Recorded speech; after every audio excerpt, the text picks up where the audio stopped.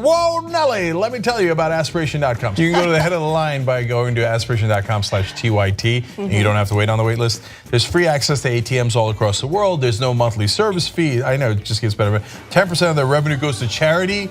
I mean, it doesn't get any more lib than this, and no funding of political campaigns or industry lobbying. So if you were looking for a progressive place to put your money, I think we've got your answer for you, aspiration.com. Our very own Emma Vigeland went to a Bernie Sanders rally in Brooklyn and spoke to some of the rally goers. And the topic of discussion is how they feel about the mainstream media. So let's hear from them. I blame mainstream media for the rise of Trump because they went bananas over like all of their rallies just because they like the violence and all of that. So I don't really consume mainstream media, but I'm a person that likes seeing both sides. So I usually go for it sometimes. I even watch Breitbart, read Breitbart sometimes because I just like to be informed. I do watch CNN and Fox News because I like to get different perspective. But when I watch, I just get disgusted because they're so untrue. So you should watch the full video. Obviously, we don't have time to show you the full video on this show today, but we'll include a link in the description box below. I love hearing from rally goers, regardless of political party. So Emma has gone to numerous Trump rallies, usually without her mic flag because it's a little bit of a security threat, let's keep it real. But I love hearing their reasoning for supporting him, and I especially love hearing from some of these Bernie Sanders supporters because if you only consume mainstream media, you would hate Bernie Sanders. You just would, because the mainstream media narrative regarding Sanders is so skewed against him, it's unbelievable.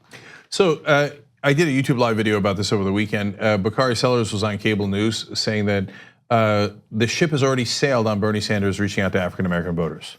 But why? Okay, he polls excellent amount among African-American voters, 3-1 advantage there. He polls way better among African-Americans than he does with whites. He polls better among African-Americans than African-American senators that are running for president like Kamala Harris and Cory Booker. So I can go on and on. But and by the way, the only reason that he didn't poll that well with African-Americans in 2015, 2016 is because 3/4 of the country had never heard of him. And they knew the Clintons, they didn't know Sanders. But what really got under my skin was Sellers saying, oh, we marched with Dr. King. And basically, I'm paraphrasing here, but saying, so what, I'm past it, right? Well, that's an easy thing to say. Okay, can we say that about other people that marched with Dr. King? I'm pretty sure you'd be pretty mad, and you would be right to be mad, to say, working for civil rights with Dr. King, who cares, right?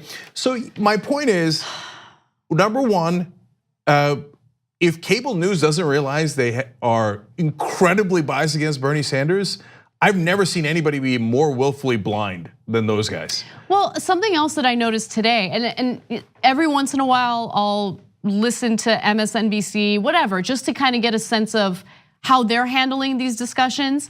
And just today, there was a panel about Bernie Sanders and the topic of socialism.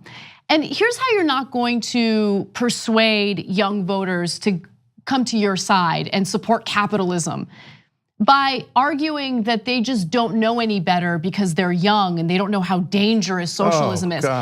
First of all, the condescending tone is not gonna resonate well with anyone. But more importantly, why is it that any time a discussion about socialism comes up, especially in the context of America, people automatically think Venezuela? People automatically think like, oh, we're gonna be the next Cuba or Venezuela. Like, they never wanna have a discussion about the quality of life in Scandinavian countries, which do have mixed economies, which is what we want here, which is what we have here. But there are certain human rights that are not afforded to us right now because we've privatized basic necessities like healthcare. How come we can't have a smart discussion about that? Well, it's just because cable news is deeply, deeply biased against progressives.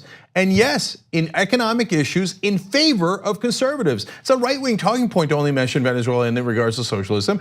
And almost every cable news host parrots that as if their, I was gonna say their life depends on it. No, but their livelihood does depend on it. Otherwise you get moved out. Remember, protect the status quo, okay? So now, the point one is, they're so hostile to progressives, it's not that surprising that it turns out progressives don't like them. And point two is that, look, I didn't know how the crowd was gonna react, but it was pretty much universal. Like, why would we watch them? So who do they watch? I don't know. Emma asked them. Let's hear. Bernie Sanders' campaign is what turned me off to the mainstream media, so now I get a lot of my news sources from places like the Young Turks or NPR or AP News and sources that I wouldn't have otherwise considered. From them not disclosing who was asking him the questions on CNN to like the Washington Post having like 4 straight stories against him on the day he announced his presidency.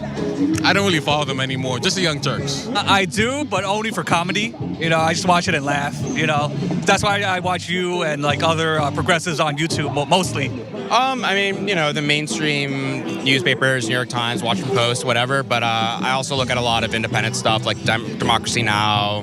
I've checked out Young Turks, all kinds of other websites. I just don't really trust any particular website or particular source as the sole source. So what are your preferred media sources then? The Young Turks, obviously.